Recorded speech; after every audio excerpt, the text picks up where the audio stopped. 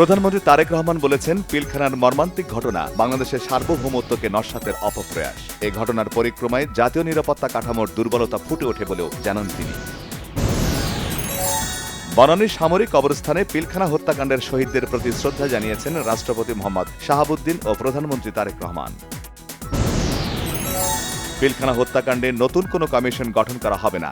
স্বাধীন তদন্ত কমিশন যে সুপারিশ করেছে সেগুলো বাস্তবায়ন করা হবে বলেছেন স্বরাষ্ট্রমন্ত্রী। বিএনপির মহাসচিব মির্জা ফখরুল ইসলাম আলমগীর বলেছেন, দেশের মেরুদণ্ড ভেঙে দিতেই ষড়যন্ত্রকারীরা পিলখানায় নারকীয় হত্যাকাণ্ড ঘটিয়েছে। পিলখানা হত্যাকাণ্ডের বিচার সঠিকভাবে না করতে পারলে সরকার চরমভাবে ব্যর্থ হবে বলেছেন জামায়াতের আমির ডাক্তার শফিকুর রহমান।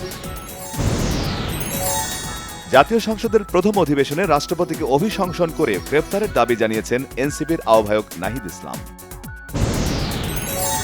নির্বাচনে ইঞ্জিনিয়ারিং করে ইলেকট্রিসিটি বন্ধ করে ৯/৬ করা হয়েছে বলে অভিযোগ করেছেন জামায়াতে ইসলামের আমির ডাক্তার শফিকুর রহমান। তরুণ প্রজন্মের মূল্যবোধ গড়ায় টেলিভিশন ও বেতার সহ সামাজিক মাধ্যমকে কাজে লাগাতে নির্দেশনা দিয়েছেন প্রধানমন্ত্রী তারেক রহমান, জানিয়েছেন তথ্য ও সম্প্রচার মন্ত্রী জহিরুদ্দিন স্বপন। জুলাই অভ্যুত্থানে আহতদের চিকিৎসা এবং শহীদ পরিবারগুলোর পুনর্বাসনের উদ্যোগ নিতে নির্দেশ দিয়েছেন প্রধানমন্ত্রী তারেক রহমান, জানালেন মুক্তিযুদ্ধ বিষয়ক প্রতিমন্ত্রী ইশরাক হোসেন। পুলিশের নবনিযুক্ত মহাপরিদর্শক হিসেবে দায়িত্ব গ্রহণ করেছেন আলী হোসেন ফকির। সচিবালয়ে নতুন আইজিকে র্যাঙ্ক ব্যাজ পরিয়ে দেন প্রধানমন্ত্রী তারেক রহমান। বাণিজ্যমন্ত্রী খন্দকার আব্দুল মুক্তাদির বলেছেন, চাঁদাবাজি বন্ধে শুধু আশ্বাস নয়, কাজ করে দেখাতে চান তিনি। শিক্ষার্থীদের কাছ থেকে পুনঃভর্তি ফি নেওয়া হলে সে শিক্ষা প্রতিষ্ঠানের বিরুদ্ধে ব্যবস্থা নেওয়া হবে, জানিয়েছেন শিক্ষামন্ত্রী এহসানুল হক মিলন। আহসান এইচ মনসুরকে সরিয়ে বিশিষ্ট হিসাব বিজ্ঞানী ও ব্যবসায়ী মোহাম্মদ মোস্তাকুর রহমানকে বাংলাদেশ ব্যাংকের নতুন গভর্নর হিসেবে নিয়োগ দিয়েছে সরকার।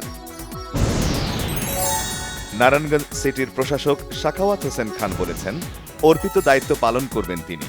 দায়িত্ব গ্রহণ করে কর্মকর্তা কর্মচারীদের সাথে গাজীপুর সিটির প্রশাসক শওকত হোসেন সরকারের মতবিনিময়। বিএনপির ৪১ জন ও জামায়াতের ৪ জন ঋণখেলাপি উচ্চ আদালতের স্থগিতাদেশ নিয়ে ত্রয়োদশ জাতীয় সংসদ নির্বাচনে অংশ নিয়েছেন সুজনের তথ্য।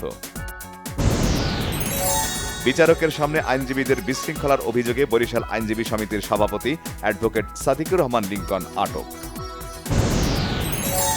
আমেরিকার স্বর্ণযুগ শুরু হয়েছে। মার্কিন জাতি ফিরে এসেছে আগের থেকে বড়, উন্নত, ধনী ও শক্তিশালী হয়ে স্টেট অব দ্য ইউনিয়ন ভাষণে বলেছেন ট্রাম্প।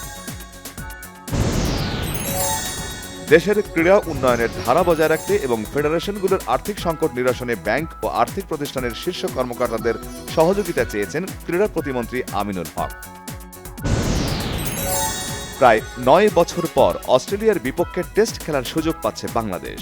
আগস্টে 2 টেস্টের সিরিজ খেলতে অস্ট্রেলিয়া সফর করবে টাইগাররা। অমর একুশে গ্রন্থমেলা শুরু হচ্ছে কাল। মেলা প্রাঙ্গণ জুড়ে চলছে শেষ মুহূর্তের প্রস্তুতি। নিরাপত্তা নিয়ে কোনো আশঙ্কা নেই, জানিয়েছে পুলিশ।